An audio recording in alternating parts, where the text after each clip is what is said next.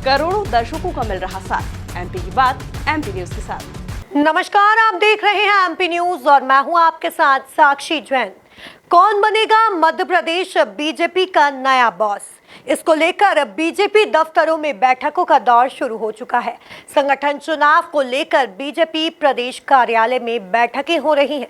सियासी गलियारों में खबरें हैं कि इस बार बीजेपी को महिला नेतृत्व मिल सकता है। इसी की अधिक जानकारी के लिए हमारे साथ हमारे संवाददाता संदीप मीणा जुड़ गए हैं। संदीप, बीजेपी में महिला नेतृत्व को लेकर अब कवायद तेज हो गई है, क्या कुछ जानकारी है?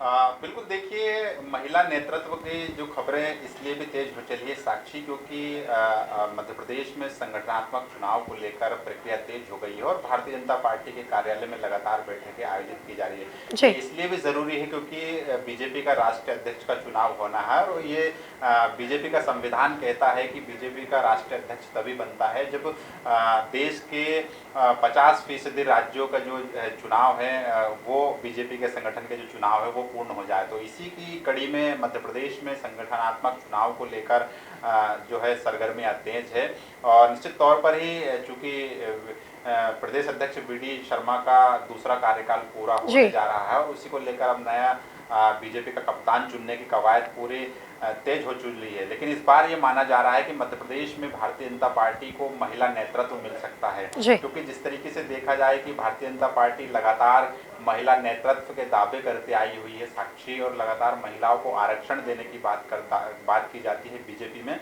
तो कहीं ना कहीं ये माना जा रहा है कि इस बार कुछ नया नवाचार करने के मूड में बीजेपी है। क्योंकि इसका प्रस्ताव भारतीय जनता पार्टी की चुनाव प्रक्रिया में शामिल भी है, तो ये कहा जा रहा है कि महिलाओं को नेतृत्व देकर भारतीय जनता पार्टी मध्य प्रदेश में राजनीतिक सामाजिक संतुलन साधने की कोशिश करेगी। क्योंकि अगर देखा जाए तो 2023 के चुनावों में बीजेपी की रिकॉर्ड जीत और प्रचंड बहुमत से सरकार बनाने में महिलाओं की भी बड़ी भागीदारी सामने आई थी, क्योंकि लाडली बहनाओं का करिश्मा था और यही वजह है कि महिलाओं को साधने के लिए बीजेपी महिला नेतृत्व के हाथ में अपनी पार्टी की कमान सौंप सकती है।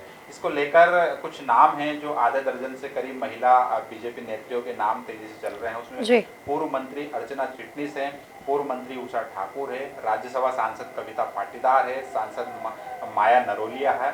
ऐसे जो नाम है जो मध्य प्रदेश बीजेपी अध्यक्ष के रेस में सबसे तेजी से चल रहे हैं। ये कहा जा रहा है कि जातिगत और राजनीतिक समीकरणों को साधने के लिए, एक बड़े वोट बैंक को भी साधने के लिए बीजेपी ये नया प्रयोग कर सकती है। जी संदीप, बीजेपी में कितना मुमकिन है कि बीजेपी में कोई महिला नेतृत्व करे, कितना मुमकिन है? बिल्कुल, देखिए कि भारतीय जनता पार्टी ही चर्चा में इसलिए रहती है कि बीजेपी में कहा जाता है कि नामुमकिन कुछ भी नहीं है।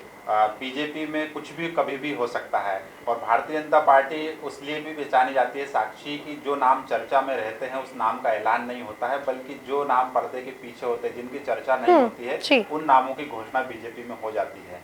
अगर हम मध्य प्रदेश का मुख्यमंत्री बनने को देखकर चले तो तमाम जो नेता हैं वो सीएम की कुर्सी की रेस में दावेदारी कर रहे थे। कई बड़े चेहरे नाम में शामिल थे इस मुख्यमंत्री पद को लेकर, लेकिन मोहन यादव को तीसरी लाइन से उठाकर मध्य प्रदेश की कमान सौंप दी जाती है। तो भारतीय जनता पार्टी है, कुछ भी हो सकता है, किसी को भी कुछ भी मिल सकता है और बीजेपी में लगातार नए नए नवाचार किए जाते हैं। तो निश्चित तौर पर हम माने कि यहाँ पर अगर देखा जाए तो आगामी रणनीति के तहत भारतीय जनता पार्टी में ये कवायद की जा रही है कि महिला को नेतृत्व देने पर विचार किया जा रहा है।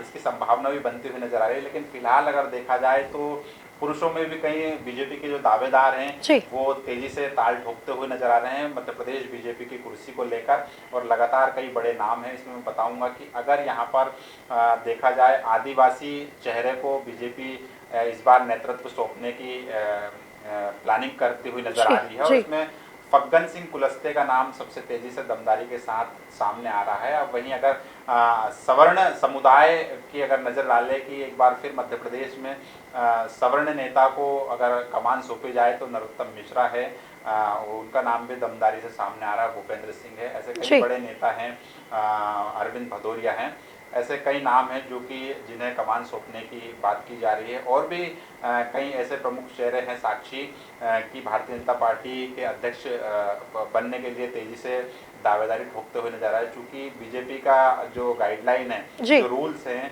उसके मुताबिक बीजेपी में कोई भी नेता 2 बार से ज़्यादा प्रदेश अध्यक्ष नहीं बन सकता है। तो लिहाजा देखा जाए तो ये खबरें भी हैं साक्षी की दिसंबर तक मध्य प्रदेश में बीजेपी को नया प्रदेश अध्यक्ष मिलने जी। की प्लानिंग पूरी तरीके से चल रही है, क्योंकि इसके बाद में पार्टी को राष्ट्रीय अध्यक्ष भी चुनना है और जनवरी की अगर बात करें तो जनवरी में राजधानी दिल्ली में चुनाव भी है। तो कहीं ना कहीं ये माना जा रहा है कि दिल्ली चुनाव से पहले बीजेपी को राष्ट्रीय अध्यक्ष देना होगा और राष्ट्रीय अध्यक्ष चुनने के लिए संगठन के चुनाव राज्यों में होना जरूरी है।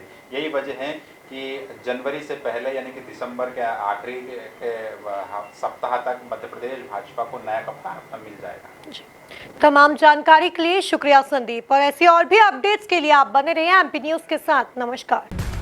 करोड़ों दर्शकों का मिल रहा साथ, एमपी की बात एमपी न्यूज के साथ।